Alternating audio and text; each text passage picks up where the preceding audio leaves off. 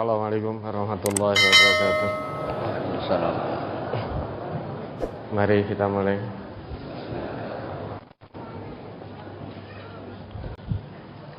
Ada pertanyaan dari brosur? Ada beberapa pertanyaan dari brosur. Mohon dijelaskan bagaimana agar rasa malu ini selalu hidup dalam hati kita dan bisa menjadi rem yang jitu untuk menjaga perilaku kita dari hal-hal yang tidak baik, Ustaz. Ya. Nabi kita berpesan, istahyu minallahi haqqal haya. Coba dibaca itu. Halaman 7. An Abdullah bin Mas'udin qala Rasulullah sallallahu alaihi wasallam istahyu minallahi haqqal haya'i. Qulna ya Nabi Allah inna lanastahyi walhamdulillah. Qala laisa dzaka walakin al-istihya'u minallahi haqqal haya'i an tahfadhar ra'sa wa ma wa'a wa tahfadhal batna wa ma hawa wa tatazakkarul mauta wal bila wa man aradal akhirata taraka zinatad dunya faman fa'ala dzalika faqad istahya yakni minallahi haqqal haya'i. Rawahu Tirmidzi. Dari Abdullah bin Mas'ud, ia berkata, Rasulullah sallallahu alaihi wasallam bersabda, malulah kalian kepada Allah dengan sebenar-benar malu. Kami berkata, wahai Nabi Allah, sesungguhnya kami malu. Alhamdulillah, segala puji bagi Allah. Rasulullah sallallahu alaihi wasallam bersabda, bukan begitu, tetapi malu kepada Allah dengan sebenar-benar malu itu ialah kamu menjaga kepala dan apa yang ada di dalamnya. Kamu menjaga perut dengan segala isinya, dan hendaklah kamu mengingat mati dan kehancuran, dan orang yang menghendaki akhirat dengan meninggalkan kemewahan dunia. Barang siapa yang berbuat demikian, maka sungguh ia telah malu, yakni kepada Allah dengan sebenar-benar malu. Malu itu tempatnya di mana toh? Apakah di mata atau di badan? Tempat malu itu di mana? Itu di hati tempat malu. Ya, maka dijaga hatinya. Kita hidup di dunia ini, amanah hidup dari Allah itu untuk ibadah kepada Allah. Sudah diciptakan oleh Allah, dijamin segalanya oleh Allah. Kewajiban kita untuk ibadah, seluruh aktivitas hidup kita harus ada nilai ibadahnya. Maka ini penting untuk kita jaga. Orang yang menjalani hidup ini tanpa mengingat Allah, jauh dari petunjuk-petunjuk Allah dan Rasulnya, meski masih bernafas, hakikatnya di sisi Allah sudah tidak dianggap hidup. Karena dia telah keluar dari tujuan penciptaannya. Manusia itu kan diciptakan untuk ibadah. Kalau ada orang yang bermaksiat kepada Allah, dia tidak malu berarti kepada Allah. Meski masih bernafas, namun sudah tidak dianggap hidup oleh Allah. Karena tujuan hidupnya tidak terpenuhi. Maka melalui salah satu sabdanya, Nabi kita berpesan kepada umat beliau, istahyu minallahi haqqal haya. Malulah kalian kepada Allah dengan sebenar-benar malu.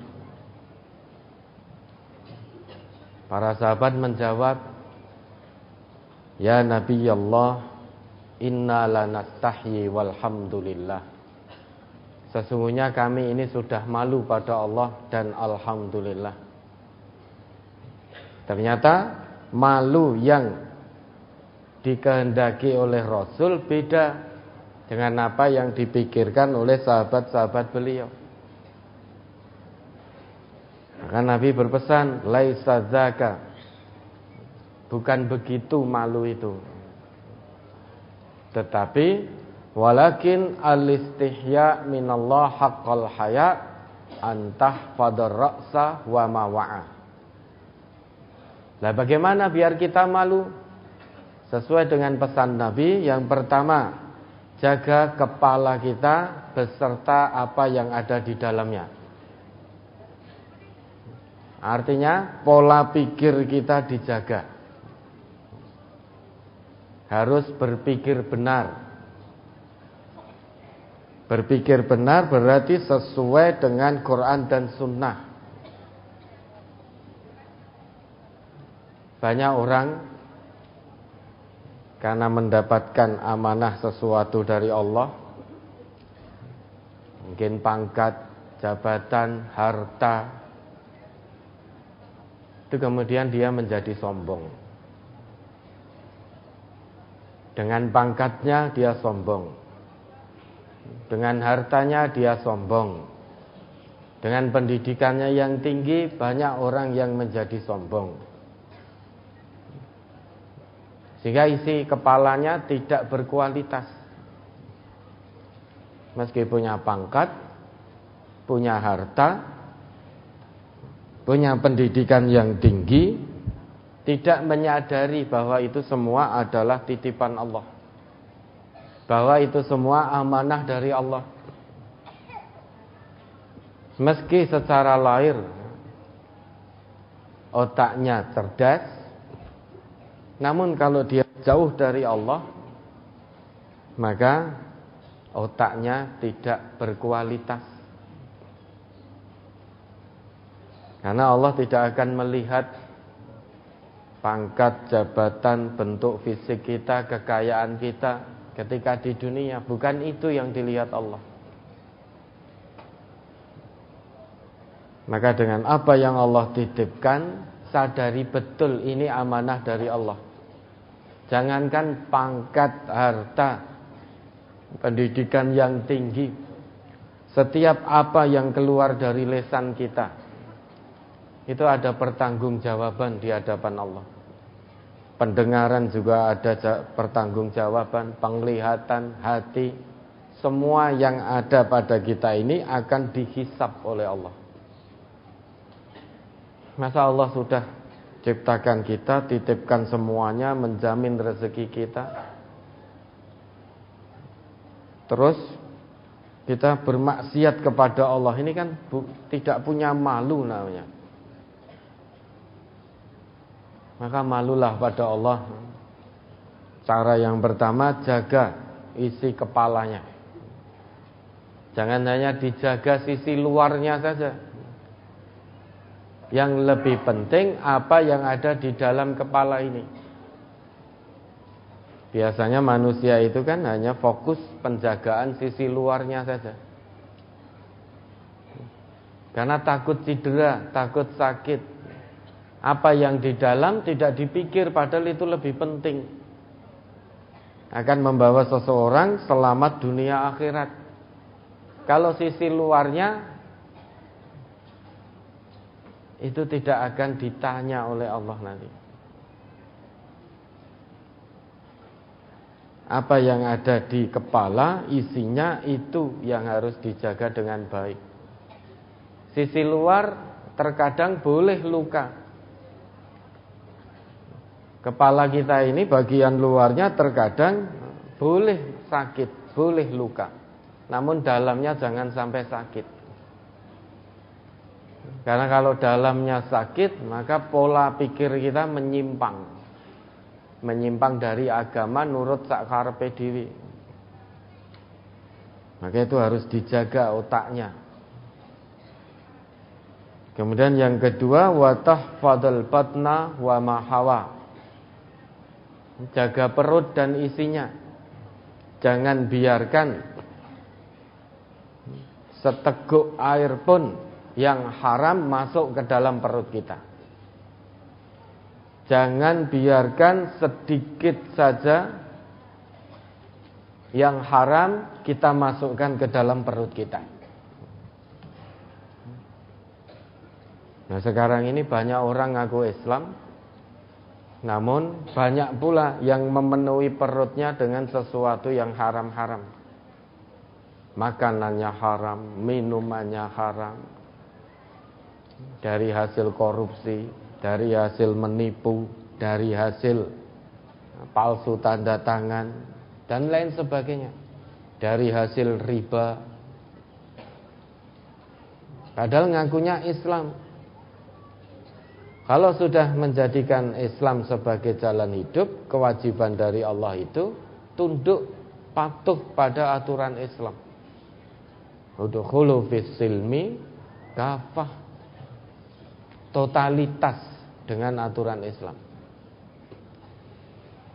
Dengan kata lain, kalau tidak mau dengan aturan Islam, ya jangan jadi orang Islam. Maka akan bebas. Kalau kita tidak mau dengan aturan Islam, gampang keluar dari Islam. Jangan jadi orang Islam. Maka akan terbebas dari aturan Islam. Namun saat hati ini tetap memilih Islam sebagai jalan hidup, tidak ada cara lain selain mengikuti asilmu aturan Islam secara totalitas. Termasuk aturan Islam itu kita harus menjaga kepala sak isine, perut sak isine. Jangan biarkan sesuatu yang haram meski hanya sedikit masuk ke dalam perut kita. Sesulit apapun kita mencari yang halal, tetap usahakan mencari yang halal. Bahkan jika yang tersisa dari yang halal itu hanya akar pepohonan, itu yang kita makan. Jangan kepingin lainnya. Karena kalau kita memasukkan yang haram-haram, hancur nanti hidup kita. Dunia akhirat hancur sudah. Di dunia dihinakan oleh Allah, di akhirat disiksa oleh Allah. Hanya gara-gara memenuhi hawa nafsu, hanya gara-gara tidak sabar dalam mencari yang halal. Zamane edan ya wis ben, ning aja melu edan. Resikonya kan di dunia hanya tidak keduman, itu saja. Tetapi kalau di akhirat tidak hanya keduman tok, turah-turah itu nanti. Resiko kita tidak ikut edan kan di dunia hanya tidak keduman. Biarkan mereka orang-orang yang tanpa iman itu yang dapat bagian dunia. Kita tidak usah meri, tidak usah kepingin. Bagian mereka ya hanya sedikit di dunia ini saja. Di akhirat tidak dapat bagian lagi. Dia akan mendapatkan siksa bertubi-tubi. Maka dijaga. Dan orang yang malu, kalau pengen malu pada Allah, ingat mati. Ingat mati. Wa tatadzakkaral mauta wal bila. Ingat terus kematian, perbanyak mengingat kematian. Karena ketika hidup di dunia ini kita tidak punya malu kepada Allah dalam arti terus bermaksiat kepada Allah. Hakikatnya kita sedang meniti jalan kehancuran. Ingatlah kematian, ingatlah kehancuran. Dunia ini tidak selamanya. Kita sedang antri satu persatu. Kapan kita akan berangkat kembali kepada Allah? Tidak ada satupun manusia di dunia ini yang bisa terlepas dari yang namanya kematian. Sekuat apapun dia, setinggi apapun pangkat dan jabatannya, sekaya apapun dia, setinggi apapun pendidikannya, tetap akan menemui yang namanya kematian. Dunia ini sementara, kenikmatannya menipu, kenikmatannya sedikit, bukan sesuatu yang terpenting dunia ini. Ibarat hanya tempat kita bersinggah sementara waktu menunggu hari keberangkatan. Apakah hari ini, atau esok, atau lusa, atau pekan depan, kita tidak tahu. Berapa banyak saudara-saudara kita yang Ahad kemarin diizinkan oleh Allah bersama dengan kita di sini, namun saat ini sudah tidak bisa, karena sudah selesai amanah hidup dari Allah. Bukan tidak mungkin Ahad depan kita pun sudah tidak berada di sini, tidak berada di dunia ini. Maka perbanyak mengingat kematian, niscaya kita akan malu bermaksiat kepada Allah. Dan mati itu bisa sewaktu-waktu, tidak kenal persiapan dulu. Yang namanya mati tidak harus menunggu orangnya tobat dulu. Yang namanya mati tidak harus menunggu orangnya siap dulu. Di mana-mana bisa kita menemui yang namanya kematian. Entah di sini, entah saat kita pulang nanti di perjalanan, atau saat kita di rumah sekalipun, bisa kita menemui yang namanya mati. Maka berbanyak mengingat kematian dan kehancuran.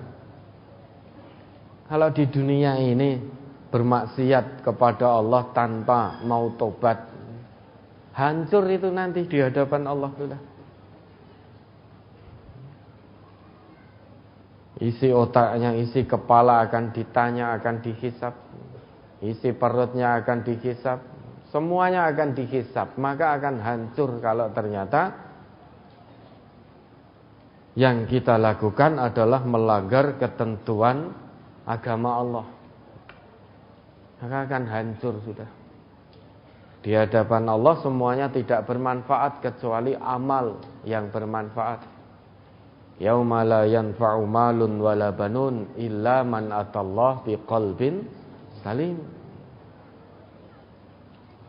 La yanfa' harta, anak cucu, suksesnya, keturunan dalam pendidikannya, dalam pekerjaannya, mendatangkan banyak harta, kalau sudah sampai di hadapan Allah semua itu la yanfa', tidak bermanfaat.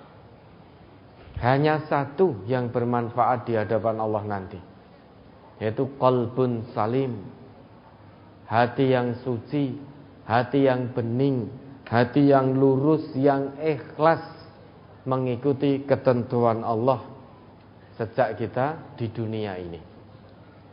Hanya itu yang bermanfaat. Dan hari itu pasti datang, pasti terjadi hari itu, tidak mungkin tidak. Ya, maka kalau kita ingin malu kepada Allah, pesan Nabi tadi dilaksanakan betul. Jaga isi kotak kita, isi kepala, pola pikirnya pola pikir Qur'ani, pola pikir sesuai dengan tuntunan Rasul. Jangan pola pikir hawa nafsu, jangan pola pikir setan. Kemudian jaga isi perutnya, jangan memasukkan yang haram meski hanya sedikit. Perbanyak ingat kematian, perbanyak kehancuran jika kita terus maksiat kepada Allah. Kemudian jadikan akhirat sebagai tujuan utama, bukan dunia ini. Wa man aradal akhirah taraka zinatad dunya.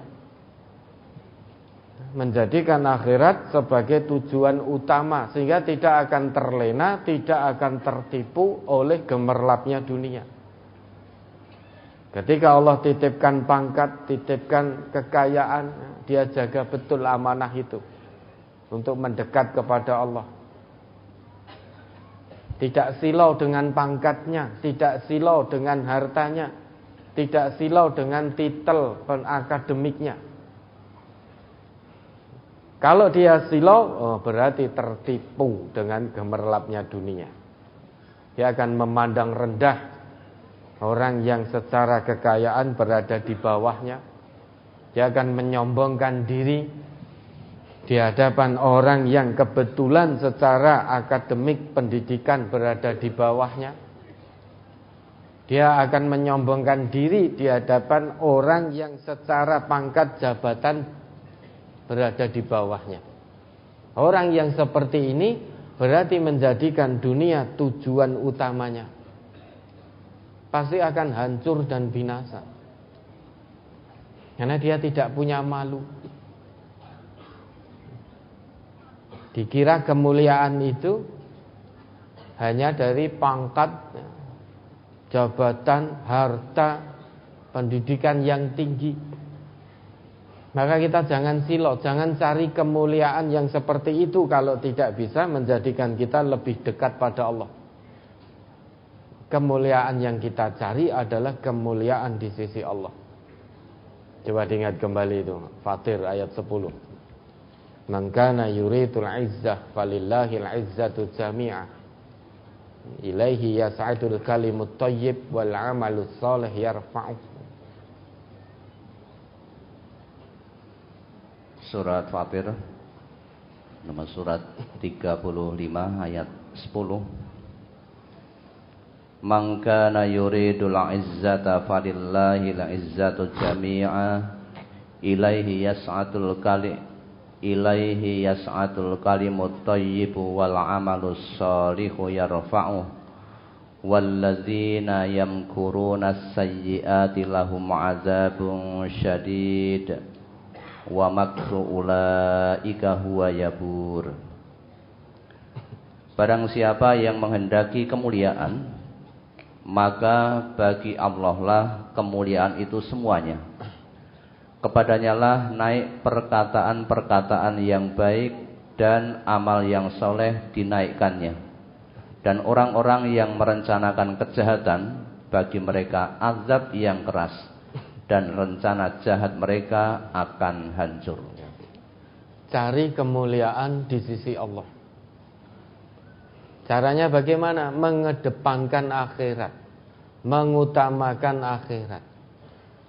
Jangan silau dengan gemerlapnya dunia. Jangan tertipu dengan keindahan dunia. Orang yang tertipu dengan keindahan dunia, segala cara akan dia lakukan untuk meraih kehormatan dunia. Meskipun dengan cara yang jahat, dia akan lakukan. Namun ingat, kemuliaan itu tolak ukurnya bukan di dunia. Kita mulia di dunia itu kalau mengikuti petunjuk Allah, tuntunan Rasulullah, maka akan dimuliakan oleh Allah dunia akhirat. Maka orang yang betul-betul malu kepada Allah, dia akan mengedepankan akhiratnya sehingga tidak tertipu oleh gemerlapnya dunia. Ya, tunduk patuh betul di setiap langkahnya, setiap tarikan nafasnya, bahkan setiap detik, setiap menit, setiap waktunya terus terjaga dalam bimbingan Allah dan Rasulnya. Ingat terus kepada Allah. Kalau itu dilakukan, maka kata Nabi kita, faman fa'ala dzalika faqad istahya, yakni minallahi haqqal haya. Siapa yang bisa melakukan yang demikian, menjaga kepala dan isinya, menjaga perut dan isinya, banyak mengingat kematian dan kehancuran, mengutamakan kehidupan akhirat, tidak tertipu dengan keindahan dunia, itulah orang yang malu kepada Allah dengan sebenar-benar malu. Sudah, tidak usah neko-neko untuk meraih hormat manusia, tidak usah neko-neko dengan kesombongan, dengan keangkuhan, dengan rencana-rencana jahat agar manusia hormat, dengan tipu daya. Itu sudah ditetapkan oleh Allah. Wa makru ulaika huwa yabur. Semua rencana jahat yang dilakukan, yang direncanakan pasti akan hancur. Karena rencana jahat itu berarti melawan ketentuan Allah. Pasti akan hancur. Ya toh, yang lagi viral ini. Nah, rencana jahat hancur itu. Tidak akan sukses, Allah akan bongkar satu persatu. Maka kita, jangankan kita, Fir'aun loh rencana jahatnya hancur lebur. Dia punya kekayaan, punya bala tentara yang kuat, merencanakan jahat, menentang Allah, ingin membunuh Nabiullah. Segala rencana dia atur sedemikian rupa. Di awal tampaknya akan mendapatkan kemenangan. Dia melawan Allah kok. Hancur lebur, akhirnya mati jadi mayat mengambang, tiada guna. Menjadi pelajaran bagi generasi sesudahnya. Oh, ini toh ternyata orang yang sombong, yang angkuh sampai mengaku Tuhan, sampai menentang Allah, durhaka terus pada Allah. Fir'aun dengan kekuatan dahsyat seperti itu saja, rencananya jahat, hancur lebur. Apalagi hanya kita. Sudah, tidak usah kepingin merencanakan jahat, apapun bentuknya, dimanapun tempatnya. Baik rencana jahat dalam pekerjaan, ya, ingin menyingkirkan orang yang tidak disuka dari pekerjaannya, atau rencana-rencana jahat yang lain dalam keluarga, semuanya akan hancur sudah. Tidak akan ada satupun rencana jahat yang berhasil. Pada akhirnya nanti, pada waktunya nanti, Allah akan bongkar semuanya. Allah akan tunjukkan kemahakuasaannya. Tidak ada satupun rencana jahat yang akan berhasil. Maka malulah pada Allah dengan sebenar-benar malu, dengan cara-cara yang Rasul pesankan tadi. Itu lakukan dengan sebaik-baiknya, laksanakan dengan semaksimalnya. Jaminan dari Nabi, kalau itu bisa dilakukan, maka itulah orang yang benar-benar malu kepada Allah dengan sebenar-benar malu. Ya, ada lagi.